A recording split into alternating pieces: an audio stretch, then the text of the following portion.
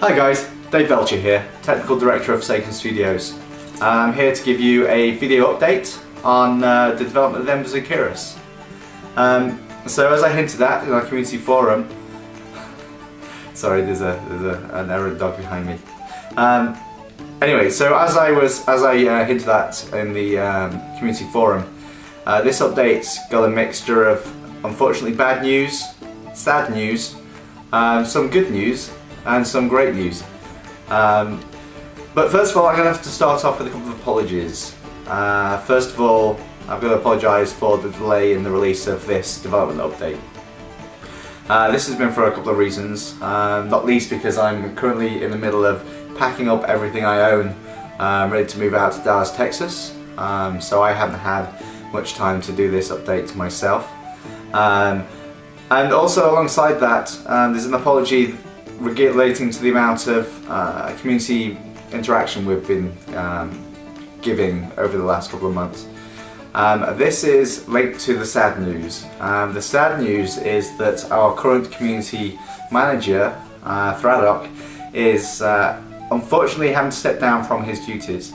But that's kind of linked with some good news because he's found himself a great new job, but unfortunately that means he hasn't had as much time as he would like, or as we would all like, for him to be able to interact with the community, to plan our weekly releases, and to work on the monthly newsletters. So it's sad to see him step down from that position, but thankfully he's not going completely. He will be sticking around as the lead moderator, so you'll still see him around on the community forum, and you'll see it. And you'll still be able to interact with him through there. So he's definitely still being a part of the team. He just doesn't have the time to commit, and the amount of time that you, our community, deserves. So along with that, we have some good news. So stepping up and taking the place of Thradok, we have a new community manager, and that's Sam Carbo. Some of you may know Sam, as he's the owner and founder of Twonkhammer, which is a great multi-gaming and other random stuff into that community. He also runs the Banhammer, which is a gaming podcast, and they also have Torocast and a bunch of other great podcasts, so you should definitely go check out their stuff. I've done numerous interviews with them over the last year, maybe, covering all aspects of the game. They always ask great questions. They're always very excited to hear the information I can give them. So definitely go check out some of those.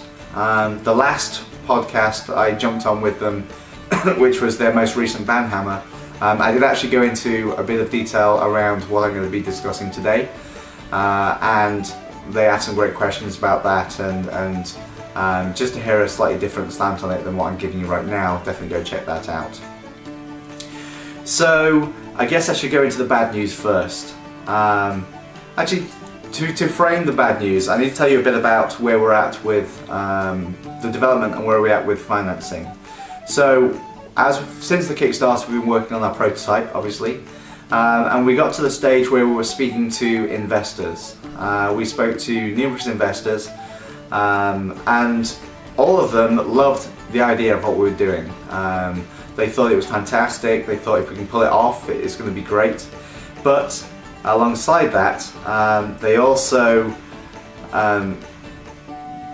gave us lots of good advice, and they also, ultimately, with investment in video games, the money right now is in all the free-to-play games. It's in the World of Warcraft clones, and because ours is neither of those, because ours is potentially a very niche market, because ours isn't going for that high profit free-to-play model, we're seen as a much higher risk as far as investment goes. So even though they love the idea of what we're doing and think it would be a fantastic game when it releases, it's also too high risk right now. But this doesn't mean it's not investable. What this means is the prototype that they need to see to be able to be reassured to invest in the project needs to go somewhat further than a prototype for another more mainstream game might need. So what we have right now isn't enough to gain that funding from them. They have all said to stay in touch, and to, when we have more specific prototypes of some of our core game systems that set us aside from everyone else ready, we can go back into those discussions and see where we're at then.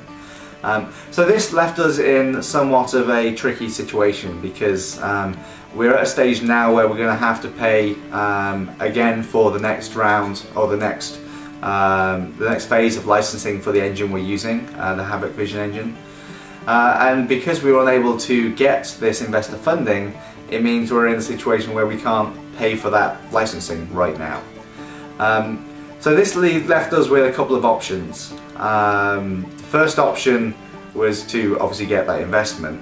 The next option is to look at alternative methods of funding. So this would be going back to Kickstarter or something similar, getting more crowdfunding.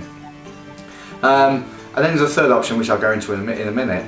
But this is where we're coming from with the exploration demo. So the thought was, if we can take our prototype, and from that we can create a playable prototype to release to the community, this we have hoped would be enough to show what we've been working on and to get people interested and excited about what we're creating. And off the back of that, use that as a launchpad for a second crowdfunding campaign, and through that be able to raise the funding we need for the next round of engine licensing. But as we were working on the exploration demo, and as we were discussing it with the community, both the Platinum Club and the open community, it became apparent that actually what we were being told by the investors is just as valid for the rest of the community. Just as we can't expect the investors to invest in a higher risk project like ours without these in-depth technical prototypes of the core game systems, likewise, if we want to ask people for money through a Kickstarter, they should really have access to things like a combat demo. They should have access to some of the core game systems. So not just a beautiful, it definitely is a beautiful scene to run around and explore, which has some of the game systems such as the dynamic weather and dynamic time of day and all that stuff. You guys deserve more. If we're going to earn your trust, and we're going to earn the money that you're going to invest in our project, we need to show you a lot more. So because of this, we actually went back to the drawing board a little bit, and this has been an ongoing process over the last couple of months, which is why we've been quite quiet, because we have been slaving over the exploration demo but also working on this alternate plan. And we basically realised that now we need to work on these quick prototypes, which unfortunately means we can't get that Kickstarter funding that we need right now, which means we're back to square one, requiring money for the engine licensing. So after going back and forth for a while, and after discussing it with Havoc, what we've decided to do, and what we're going to be doing in the short to mid-term, is we're actually going to be moving across to Unity as our short-term prototyping engine. Now this is definitely a temporary move, because Unity doesn't have a lot of the features that we need to make Embers of Caerus what it's intended to be, such as the scale of the world we need to create, the graphical fidelity, a lot of access to the lower level engine APIs that we need to actually really to build the game we're trying to create.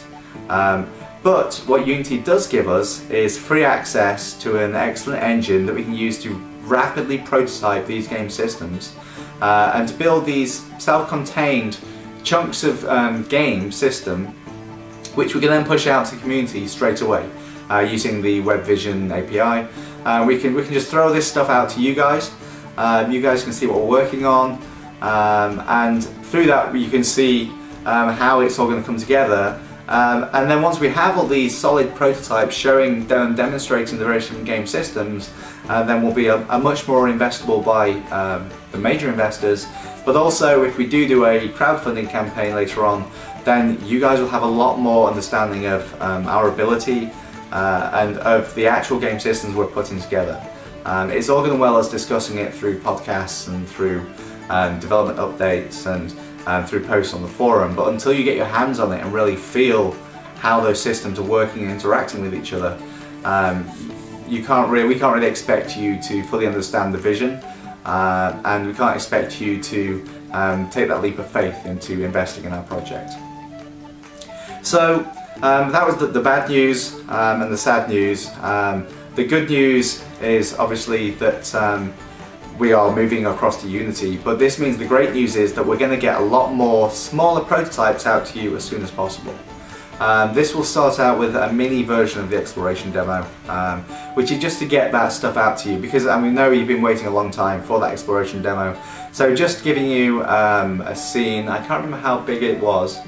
I think it was around 30 square kilometers maybe, I don't know, but we're working on a much smaller game scene, which we're going to put a village in there and a little bit of exploration, put that out to you. But then we'll start be able to rolling out things like the pre-alpha tavern, getting some networking in there, pushing out things like combat demos, showing that, throwing out like AI demonstrations, UI demonstrations to show things like crafting systems, all of these little chunks of the game that we're going to put together and throw out to you, and we'll be able to get immediate feedback and do fast iteration. Now, there are the smart ones of you are probably thinking, well, if you're jumping to this new engine, then doesn't that mean you're starting from scratch? And when you move back to the Vision engine later on, doesn't that mean you have to start from scratch over again? But actually, there was a long decision process that went into deciding on the Unity engine. And some of the great things about that is the Unity engine makes use of a lot of the same middleware. So all the art assets for a start will be able to be transferable. All our textures and everything will be transferable. We have access of algorithmic substance, which will allow us to do the smart dynamic texturing stuff we want to do. The networking is based on RackNet, which is the same as the Vision engine. So all the server side of the code, which is actually the biggest chunk of the game, will be completely transferable. We'll have to obviously rejig some of our kind of scene intelligence part of the server code, but for everything else, a lot of the core systems will be straight transferable back to Vision. And yeah, a lot of the other game systems and everything else, the biggest things that need transferring are things like the scene development, so the world building, and the actual client code, so things around the graphical side of the client and client logic. But once we prototype those, it should be pretty easy for us to port that back across. It will be a job of work, but we definitely think the short to mid-term benefits we're going to get from moving to Unity is going to outweigh that little bit of pain we'll have to go through to move things back. And also, alongside that, Havoc have been fantastic, and even though they can't provide us with support and they can't allow us to release the exploration demo because we don't have licensing for that, they will still let us continue working with the Vision engine in a small capacity, so that we can have a couple of guys still working on the main terrain, so we can test game systems to make sure they're going to work in Vision as well as they're going to work in Unity, and do a lot of stuff. So there's a very low risk there, and it's all just work we'll have to bear later on, but it's definitely, we feel, worth it in the short term. So this is the big news, and this is where we're at right now. We've run an internal game jam just to get everyone up to speed with the Unity engine. There is still going to be a bit of a learning curve for the guys on the Unity engine. Thankfully, a lot of the guys on the team do have prior experience of the Unity engine, so this will allow a lot of the guys to get up to speed really quickly. But the beauty of the Unity engine is that it is very quick and easy to get to work with. So we'll be able to get some early demos out to the Platinum Club very soon, and from there start rolling out to the wider community, and go through this quick, iterative, rapid process of prototyping, just to get these systems out to you. Just to forewarn you though, they won't have the same graphical fidelity that we were aiming for with the Vision engine. They will be rough, We want to get things into your hands as soon as possible, so we will put them together, we will give them to you, we will get feedback, and we will iteratively improve them up to the point where we're happy that we're all, that's us as developers and you as a community, are happy with these systems, so we can roll them back into the main game later on. So that's where we're at. I don't want this video to run on too long, so I'm going to cut it right now. If you have any questions about any of this, feel free to discuss them in the topic on the forum, which will be opened by now. Send in a support request to ask any questions you want. Email me directly if you would like. And just share your thoughts, share your fears, share your hopes. Let us know what parts of the game you really want to see, and maybe we'll use that to prioritize some of these prototypes. What are the parts of the game which you find a bit confusing, because maybe those would be good things to prototype, so we can help you understand just by demonstrating how they work. Just let us know. So that's where we're at right now. We're currently working hard on our first couple of prototypes. We'll keep that as a surprise for now, which ones they are, but we'll get those out to you as soon as possible. Please everyone make Sam very welcome. He's a fantastic guy, and he has great experience working with communities. He has some awesome ideas, and all he needs is your support. So please give him that support, and and hopefully we'll be able to get our community back to the bustling, happy place it was not so long ago. So I'm going to call it a day there. Thank you for listening. I'm sorry if I prattled on for a while. It's pretty big news, this move to Unity. But like I say, I hope you're going to be happy with the prototypes we'll be able to put out. I apologise again for us not getting the exploration demo out to you in the way we previously promised. I apologise for the lack of releases we've had recently and the lack of community interaction, but hopefully you can see that there's been good reason for that. And I hope you're all excited as I am to see what comes out over the next couple of months. So thank you very much, and I will speak to you all again very soon.